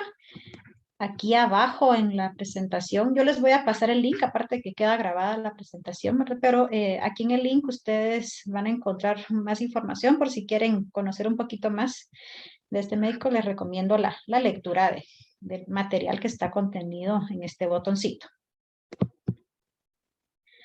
Bueno, hablemos un poco de los diseños de estudios epidemiológicos. Este cuadrito lo hice yo y es similar al que les puso el doctor Castañeda en la clase anterior. Recuerden que esta clase pues es una continuación de la clase anterior. Y básicamente pues la pregunta principal para hacer un diseño de estudio epidemiológico es si existe intervención o no por parte del investigador. Si existe una intervención, ya consideramos al estudio como un estudio experimental. No voy a ahondar mucho en esto porque este es un tema aparte que lo vamos a tratar en otra sesión. Pero si no existe intervención, tenemos entonces que los estudios se pueden clasificar como observacionales. Y la pregunta clave cuando estamos hablando de un estudio observacional es si existe un grupo de comparación. Si existe un grupo de comparación, ya hablamos de una metodología observacional analítica, que dentro de ella encontramos los estudios de casos y controles y cohortes, que eso lo verán en otra temática con el doctor Emilio Bertet. Si no tenemos grupo de comparación, estamos hablando de un estudio observacional descriptivo. Dentro de esta categoría encontramos los casos clínicos, las series de casos, los estudios transversales y los estudios ecológicos, ¿sí? Esto es una guía para planificar un estudio epidemiológico. También tengan en cuenta que no es algo rígido, ¿verdad? Puede ser que nosotros necesitemos incluir alguna característica de otro estudio en nuestro diseño, pero se recomienda pues conocer a fondo la base o el esquema de cada estudio, ¿verdad? Por ejemplo, hay estudios transversales que en algunos casos incluyen comparación de grupos, ¿verdad? Entonces ya se clasifica como analítico también, pero para términos de la clase nosotros los vamos a clasificar siempre como descriptivos en donde no existe un grupo de comparación. Por favor, si tienen alguna duda o algo, me pueden interrumpir. Este cuadrito, más que memorizarlo, creo que es bueno entenderlo para saber qué podemos esperar de cualquier estudio que nosotros podamos leer posteriormente.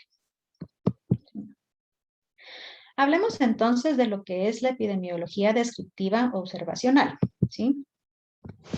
En general, podríamos decir que en los estudios observacionales es el investigador el que planifica el estudio, el que organiza a los sujetos, él observa e informa las características de lo observado. Cuando ya hablamos específicamente de los estudios descriptivos, además de las acciones que hemos mencionado anteriormente, el investigador también interpreta y comenta detalladamente lo que ha observado a lo largo de su investigación, ya sea en la muestra o en la población. Detalles como la frecuencia con la que se presenta el fenómeno que está investigando, quiénes son los grupos afectados, cómo se distribuyen estas características en los grupos afectados, las categorías de interés de estos grupos, entre otros, ¿verdad? Entonces, es importante mencionar que en estos estudios observacionales no es posible controlar las circunstancias de la exposición ni actuar sobre las posibles causas, como por ejemplo en una metodología experimental, ¿verdad? Entonces, aquí nos limitamos a observar, interpretar e informar. Bueno, entonces tenemos que una de las características de estos estudios es que son generadores de hipótesis. ¿Alguien tiene idea de qué es una hipótesis que me pueda apoyar ahí? Una idea, ¿verdad? Una posible respuesta. Gracias por la participación. Pues sí, exactamente. Eso lo vamos a ver después también en otra sesión más adelante, ¿verdad? Pero tenemos entonces que los hallazgos de estos estudios permiten plantear a partir de las observaciones que se han hecho posibles hipótesis sobre, por ejemplo, las causas, los determinantes o los factores que influyen en las condiciones de salud o que aumentan, por ejemplo, el riesgo a padecer una enfermedad. Y estas deben ser probadas posteriormente, pues a través de otros tipos de estudio ya más específicos, que tienen un diseño un poquito más elaborado, ¿verdad? Por ejemplo, los estudios analíticos o los estudios de intervención, ¿verdad? Entonces, básicamente, estos estudios son conocidos como generadores de hipótesis. Y si lo vemos detenidamente, podemos deducir que en muchas ocasiones constituyen la base de futuras investigaciones, ¿verdad? No siempre es tan fácil, por ejemplo, planificar y ejecutar un estudio experimental.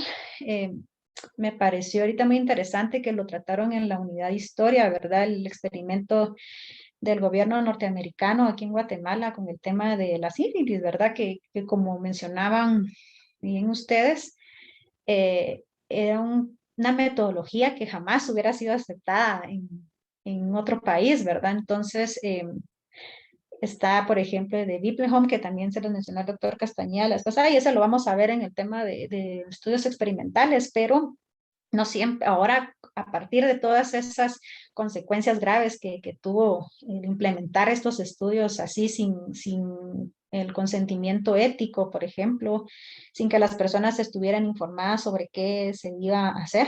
Entonces, estos estudios constituyen muchas veces una base o una guía para posteriormente implementar estos estudios ya más elaborados, ¿verdad? Con esto no quiero decir que un estudio sea mejor que otro, ¿verdad? Sino que simplemente son objetivos distintos en los cuales podemos obtener buenos resultados siempre y cuando se tengan en cuenta aspectos como el propósito del estudio, la correcta selección del método a utilizar, una adecuada selección de la muestra, la calidad de las mediciones, la validez de los datos encontrados, ¿verdad? La exactitud de la interpretación de dichos resultados.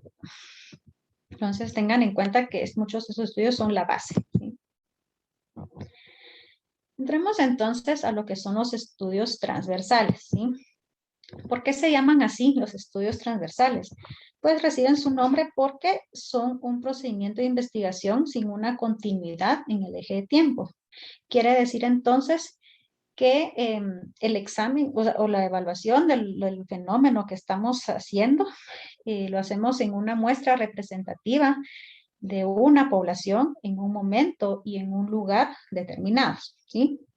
No planeamos seguirlo de 3 años, 5 años, 1 año, por ejemplo, ¿verdad? Sino que simplemente escogemos un punto en el tiempo o un periodo definido en el tiempo, ¿verdad? También a estos estudios se les conoce como encuestas de frecuencia o estudios de prevalencia, ¿sí?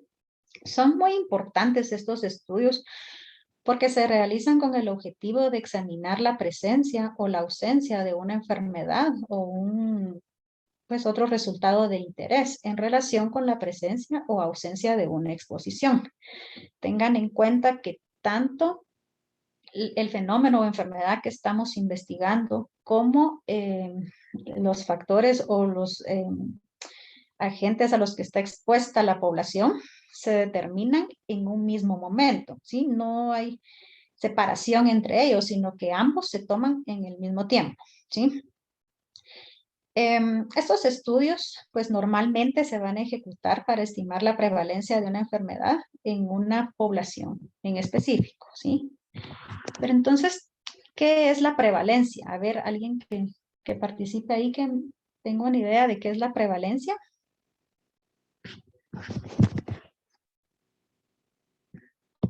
Cualquier idea que tengan, no hay problema. Si no, aquí yo escojo un participante en el chat.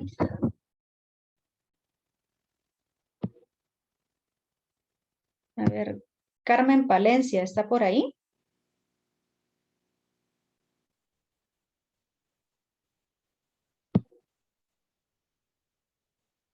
No. Daniela Calderón.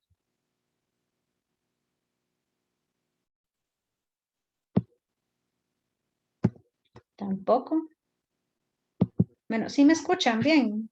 Doctora, ¿sí? Tal vez hace referencia a, creo que me recuerdo que es como un grupo de personas que estuvieron expuestos a una enfermedad, dividido el total de personas en un momento dado, durante un periodo determinado. Algo así. Si no estoy Sí. mal, también es un grupo de que tienen alguna característica en específico. Sí, muchas gracias. Ilse, ¿verdad? Sí, doctora. Sí, gracias, Ilse. Pues mire, sí, lo que usted acaba de mencionar es correcto porque es básicamente la fórmula que se utiliza para sacar la prevalencia, ¿verdad? Pero en sí debemos tener en cuenta que la prevalencia, pues es una medida que, valga la redundancia, mide la proporción de casos que existen en una determinada condición, mejor dicho, o de una enfermedad en una muestra o en la población total, ¿verdad? Ya sea en un momento y en un lugar determinado, ¿sí? ¿Y cómo se calcula? Pues así como estaba participando aquí su compañera, el número de sujetos que poseen dicha condición o dicha enfermedad, dividido el número total de sujetos en riesgo de padecer dicha condición, ¿verdad? Entonces, pues ya esta población está definida previamente por nosotros, ¿verdad? Generalmente se expresa en factores de 10 y para facilitar su lectura, ¿verdad? Puede ser por 100 o por 1000 sujetos, ¿verdad? Pero lo importante es saber qué es la prevalencia, porque es la medida más utilizada en estos estudios transversales, ¿verdad? Tengo un chat por acá.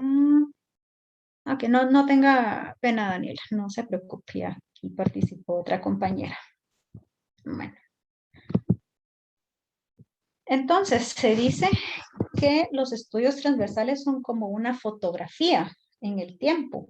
¿Y por qué se dice esto? Porque es como tomar una imagen en un punto específico del tiempo, tanto del aspecto estudiado como de las características que están relacionadas al mismo, ¿sí? Entonces, es lo que les decía con anterioridad. Yo examino factores de riesgo, la condición que esté presente o no, y todo lo hago al mismo tiempo, ¿verdad? Entonces, no hay separación entre esos aspectos. Por eso es que se consideran los estudios transversales como una fotografía en el tiempo, ¿sí? Y pues como todo diseño epidemiológico, tiene algunos objetivos que deben cumplir para su correcta metodología. El objetivo principal de un estudio transversal es identificar la frecuencia de una condición o una enfermedad en la población estudiada en un tiempo y en un lugar que han sido definidos por nosotros previamente, ¿sí? Otros objetivos que pueden sumarse al objetivo principal del diseño de estudios transversales es la estimación de la prevalencia de una enfermedad o de los factores que están relacionados a ella. Busca asociar, por ejemplo, el evento de interés y factores relacionados para generar hipótesis que puedan ser comprobadas por diseños más elaborados. Y este último objetivo a mí me parece muy interesante porque es evaluar el impacto de las intervenciones. Recordemos que muchos estudios transversales son muy útiles en la planificación de servicios de salud. ¿Por qué? Porque miden la carga de la enfermedad en este momento, ¿verdad? ¿Qué subgrupos pueden ser afectados? ¿Qué grupos necesitan mayor atención a nivel de salud pública, por ejemplo? ¿O qué medidas se pueden tomar a partir de lo que nosotros estamos viendo, ¿verdad? Vean ahorita la importancia que ha cobrado la salud pública con la actual pandemia, ¿verdad? El hecho de saber cuántos casos hay, por ejemplo, del COVID, ha ayudado a determinar ciertas acciones por parte de salud pública, ¿verdad? Que si bien funcionan algunas, otras no, pues este tipo de estudios ayudan, ¿verdad? Ya sea, por ejemplo, prohibir eventos masivos o saber qué población está en mayor riesgo, ¿verdad? Entonces, esta parte de evaluar el impacto de las intervenciones en salud pública a mí me parece que es muy interesante y de mucha utilidad para nosotros, ¿verdad? Como personal de salud también. Bueno, este cuadro, pues también se los coloco por acá porque nos muestra el esquema de la planificación de un estudio transversal, ¿sí? Como les mencioné, cualquier estudio, investigación o una tesis, por ejemplo, o algo, siempre va a iniciar con una pregunta de investigación, ¿sí? No podemos iniciar algo si no sabemos a dónde vamos, ¿sí? Entonces, la pregunta de investigación es básica para el desarrollo de nuestra investigación, ¿sí? A partir de esta pregunta de investigación, pues nosotros vamos a elegir a la población de estudio, lo que se conoce como una población blanco, ¿sí? Es decir, aquella población de la cual nosotros vamos a obtener una muestra, ¿sí? De este estudio, ¿de acuerdo? Y con los resultados obtenidos en la muestra, se espera que sean confiables para poder reproducirlos y extrapolarlos, eso quiere decir trasladarlos a la población blanco, ¿verdad? Cuando ya hablamos de la muestra, tenemos que tener en cuenta ciertos aspectos como el tipo de muestra, el tamaño de la muestra, los criterios de selección. Los criterios de selección deben ser definidos con anterioridad. ¿Para qué? Para que nuestra muestra, bueno, todos los sujetos de la muestra, mejor dicho, tengan las mismas características, ¿sí?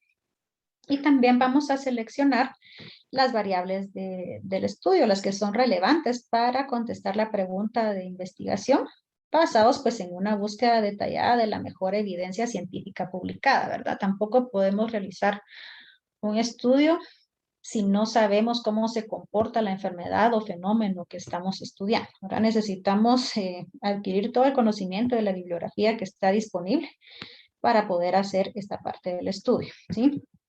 Posterior a eso, pues vamos a elegir el método de medición de las variables, los procedimientos de la recolección de datos, las fuentes que serán consultadas.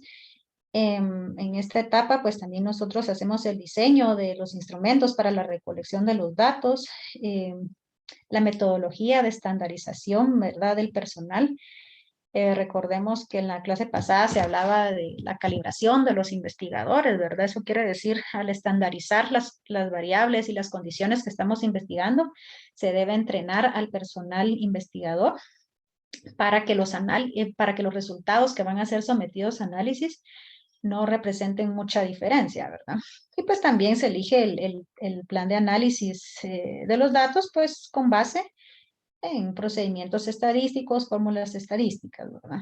Entonces, esto también no es necesario que lo memoricen, es más comprenderlo para saber el orden que debemos llevar para planificar un estudio de esta categoría, ¿sí? ¿Sí me escuchan bien? ¿No hay problema con el audio? Sí, se lo escucha, doctora. Muy amable, gracias. Bueno, entonces hablemos un poquito de los tipos de muestreo, ¿sí? ¿Qué es el muestreo? Pues es la manera en que nosotros vamos a elegir a nuestra muestra. ¿Sí? El muestreo regularmente es probabilístico, ¿sí? Y dentro de esta categoría tenemos, por ejemplo, el muestreo aleatorio simple.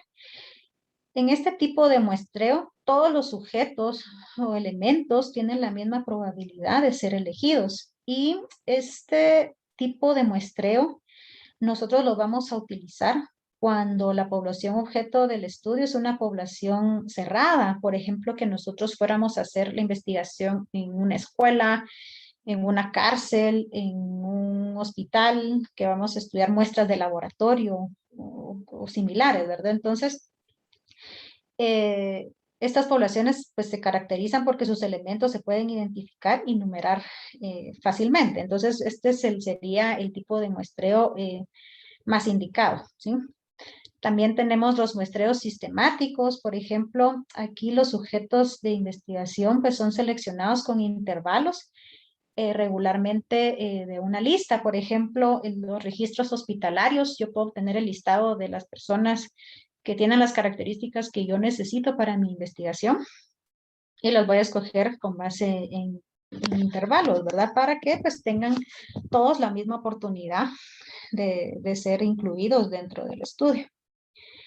Existen también los muestreos por conglomerados, que estos son ideales cuando no se puede delimitar fácilmente a la muestra o cuando la población de donde va a salir la muestra es muy dispersa, ¿verdad? Por ejemplo, áreas geográficas distintas, instituciones distintas, por ejemplo. Entonces, podemos formar grupos y dentro de esos grupos ya se puede implementar un muestreo aleatorio simple, ¿sí?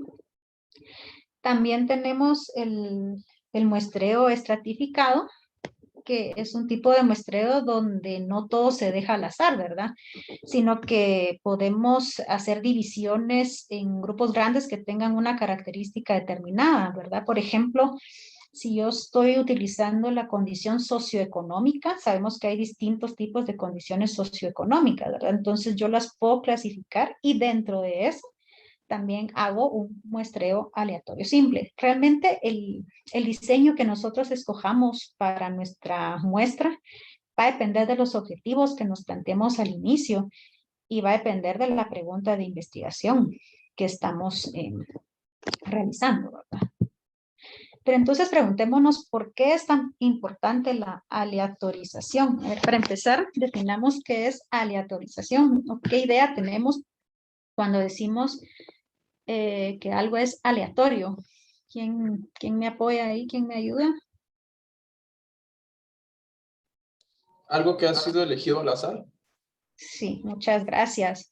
Es algo que es al azar, ¿verdad? Que cualquiera de los sujetos que está participando dentro del estudio tiene las mismas posibilidades de estar en él que otro sujeto, ¿verdad? Entonces, un estudio transversal generalmente va a utilizar una muestra de individuos disponibles que deriva de la población en general.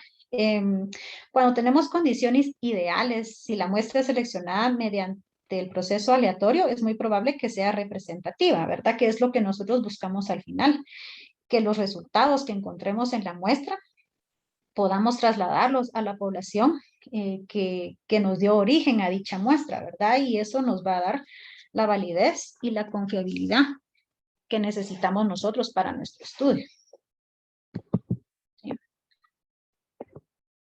Entonces tenemos el tamaño de la muestra. Miren, esto es a veces una pregunta que muchos nos hemos hecho, ¿verdad? Porque no sabemos a veces cuál es el tamaño adecuado de nuestra muestra, cuántos sujetos debemos incluir nosotros en la muestra, ¿verdad? Obviamente tenemos que tener en cuenta aspectos como les he venido diciendo aquí en el desarrollo de la clase, la pregunta de investigación, ¿verdad?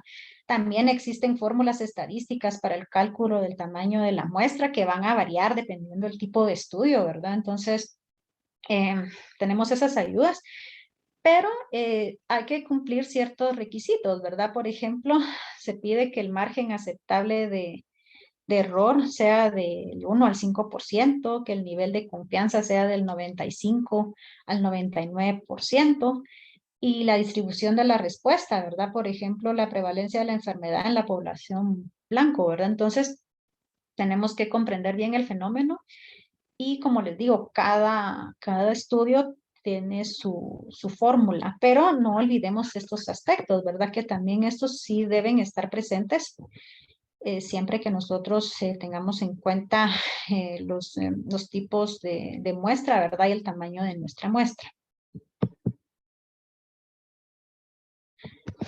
Cuando hablamos de los datos, ¿verdad? O las fuentes de información, esto es muy importante porque para nosotros como investigadores definir cuáles serán las fuentes de datos es un paso muy importante porque también tiene que ver mucho la calidad de la información que nos puedan proporcionar dichas fuentes.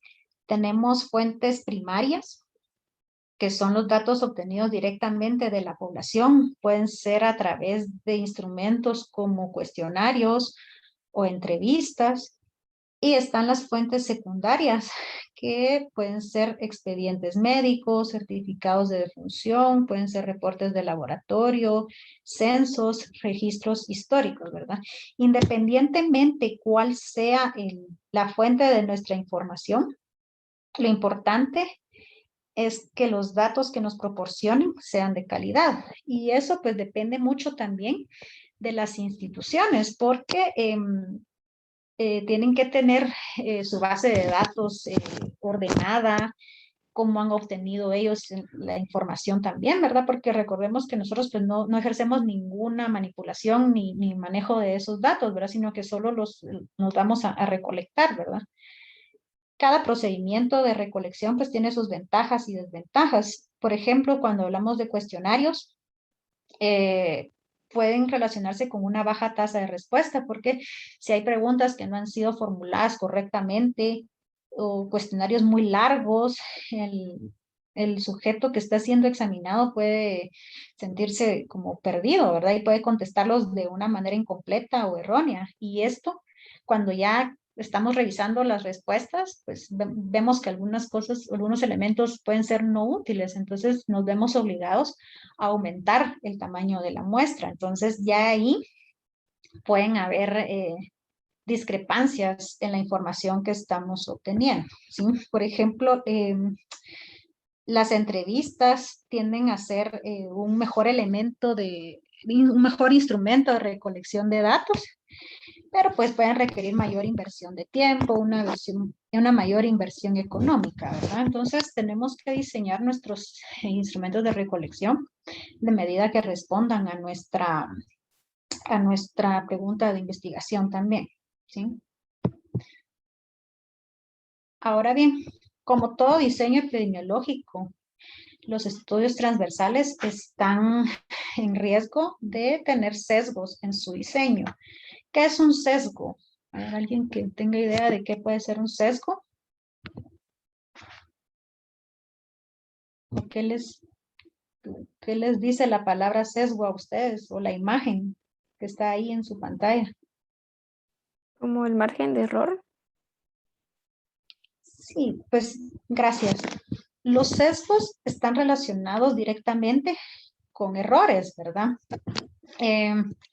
Son pues como un defecto en el diseño del estudio de investigación científica que puede darse, miren, en cualquier etapa. Puede ser desde la selección de la muestra, los instrumentos de evaluación, el análisis de los datos. Entonces, conocer este tipo de sesgos nos va a ayudar a que cuando nosotros hagamos el diseño de una investigación, tengamos en cuenta en qué podemos fallar o dónde podemos encontrar cierta discrepancia en el análisis para pues tener resultados pues, más exactos, ¿verdad? Existen varios tipos de sesgos. Por ejemplo, hay un sesgo de selección en donde los patrones que nosotros utilizamos para la selección de la muestra no son los adecuados o no reúnen las características necesarias. Entonces pueden darnos información errónea también. Tenemos el sesgo de información. Por ejemplo, lo que hablábamos de los instrumentos de recolección de datos, ¿verdad? O cuando nosotros vamos a leer los datos de algunas instituciones, si estos instrumentos no son adecuados, no son realizados adecuadamente, pues podemos tener una información que no es la necesaria para nuestro estudio. Y también tenemos el sesgo de confusión, es decir, cuando aparecen variables que no han sido contempladas al inicio. Por eso es que nosotros debemos tener un orden y contemplar todas las características que nosotros podamos contemplar para el diseño de nuestro estudio, ¿verdad? Porque si el investigador pues es un investigador experto, va a ser capaz de controlar estas variables que puedan aparecer, pero si no, eso va a significar un retroceso en la metodología. Entonces va a tener necesidad de replantear todo lo que se ha hecho desde un inicio, ¿sí? Entonces tengan en cuenta esto, ¿verdad? Que los sesgos pueden darse en cualquier estudio y en cualquier etapa del mismo, ¿sí? Lo importante es conocerlos y reconocerlos cuando nosotros ya estemos elaborando un protocolo de investigación, estemos leyendo un artículo científico, ¿verdad? Respecto al análisis estadístico, pues este va a depender directamente de los objetivos planteados inicialmente en el protocolo de investigación y por lo general se utilizan estadísticas descriptivas que pueden ser frecuencias, pueden ser proporciones, razones, promedios, cuando hablamos de una metodología observacional descriptiva, ¿verdad? En estos pues también se detallan las características generales de la población o la muestra estudiada y se establece la prevalencia, ¿verdad? Entonces, esta prevalencia también puede examinarse, como les decía, en un punto, en un tiempo específico, lo que se conoce como prevalencia puntual, o también en un periodo definido, que es una prevalencia lápsica, ¿verdad? O periódica. Y también, como les mencionaba al inicio, hay ciertos estudios que se salen un poquito de la categoría de observacionales descriptivas, ¿verdad? Y hacen alguna comparación entre grupos. Cuando vemos este tipo de estudio, nos vamos a encontrar, por ejemplo, con razón de prevalencias, incluso chi cuadrada, ¿verdad? Dentro de las herramientas que se utilizan para el análisis estadístico. Por eso es que nosotros debemos entender la metodología antes para saber qué tipo de fórmulas se pueden utilizar para el análisis estadístico, ¿sí? ¿Dudas hasta el momento? ¿Vamos bien?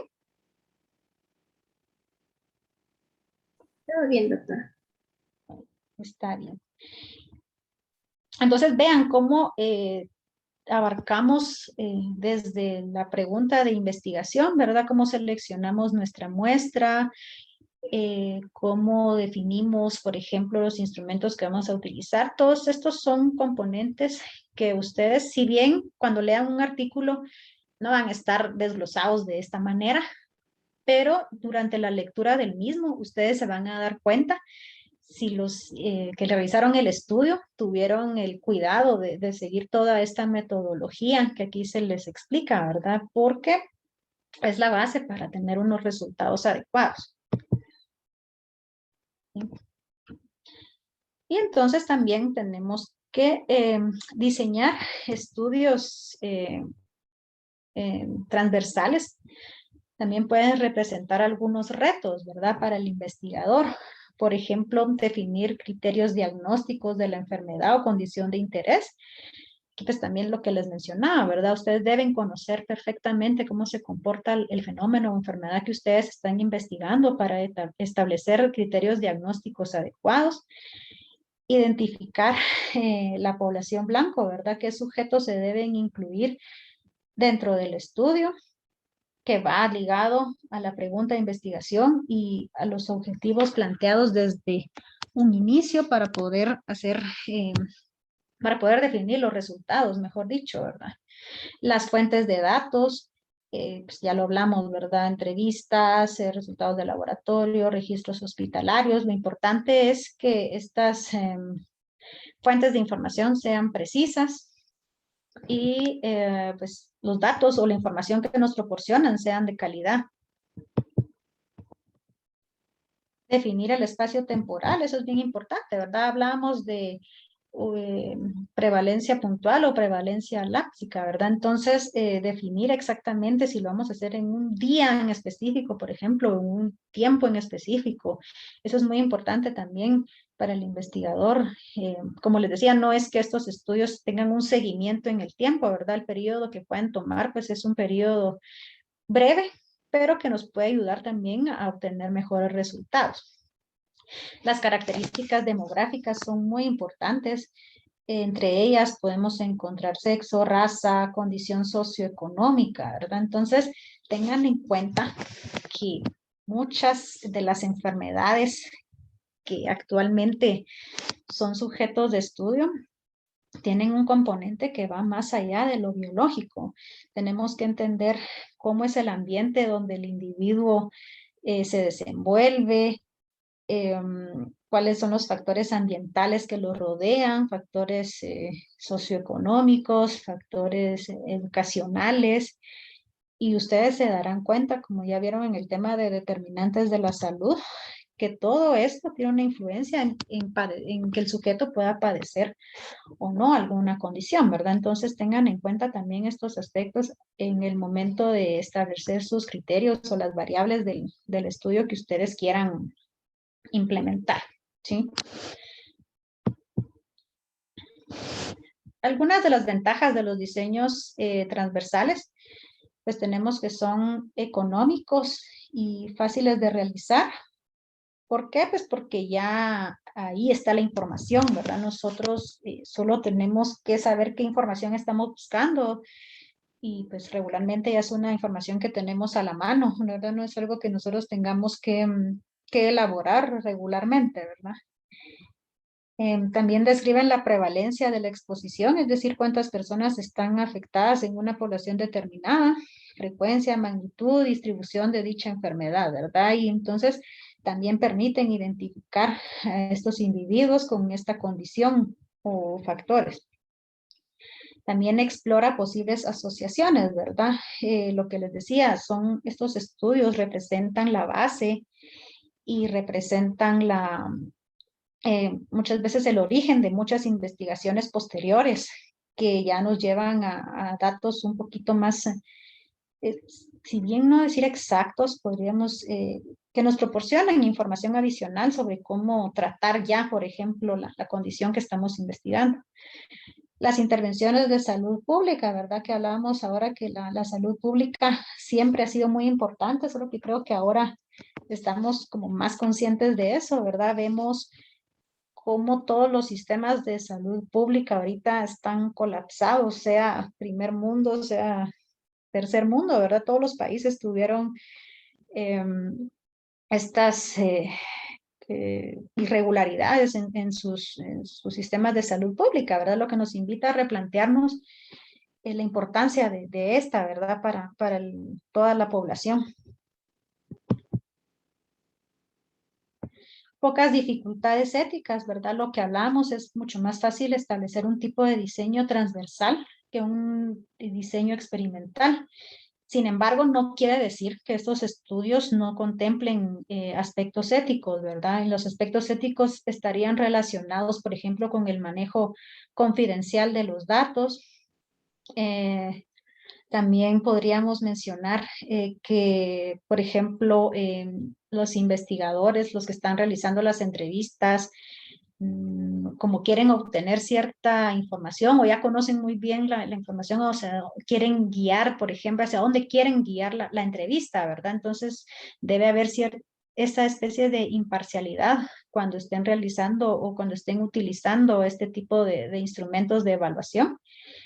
Y pues lo más importante para mí, pues generadores de hipótesis, ¿verdad? Los estudios transversales raramente se van a dedicar a probar una hipótesis, sino que ellos generan a partir de la pregunta de investigación más hipótesis, ¿verdad? Lo que nos lleva a realizar más estudios posteriormente, ¿sí? No sé si, vamos a ver, sí, falta una diapositiva. No establecen causalidad. Esto es muy importante porque, como habíamos visto que es en un tiempo en específico, no se puede saber exactamente qué causa qué. Les pongo un ejemplo. Por ejemplo, se han visto casos de depresión, por ejemplo, en adolescentes de cierta región, ¿verdad?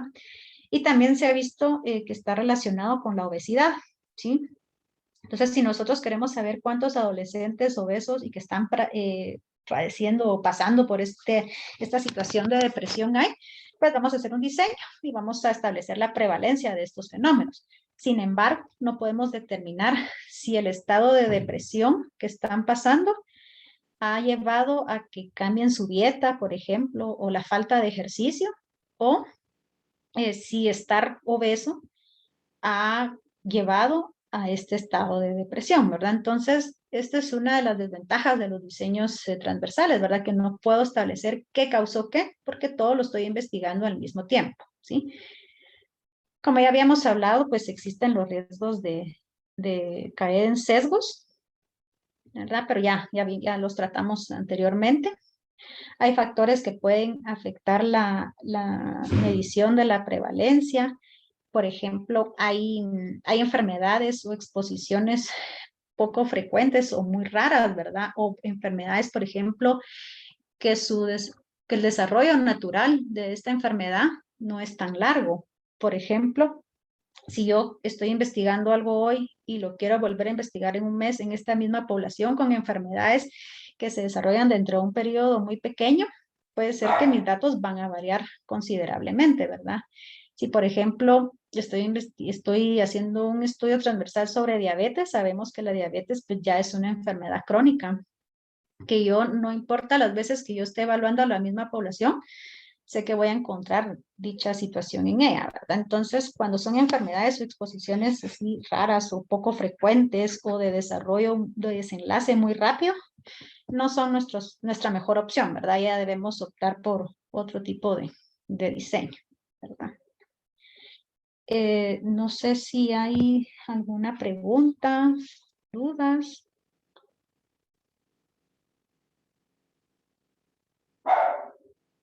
¿O estamos bien hasta el momento? Parece que todo bien. Sí, doctor.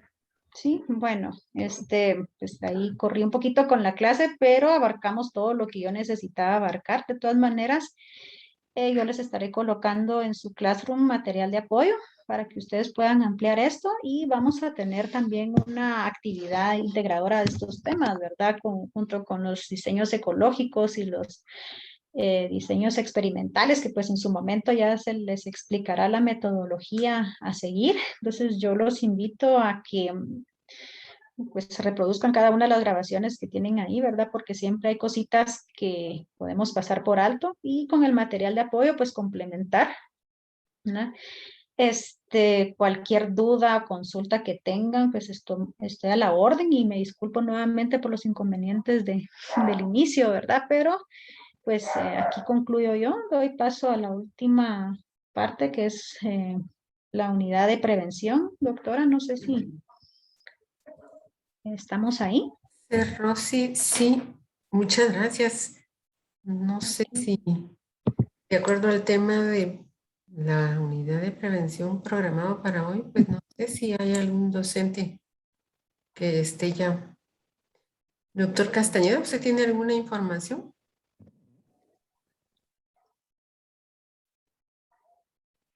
Creo que no.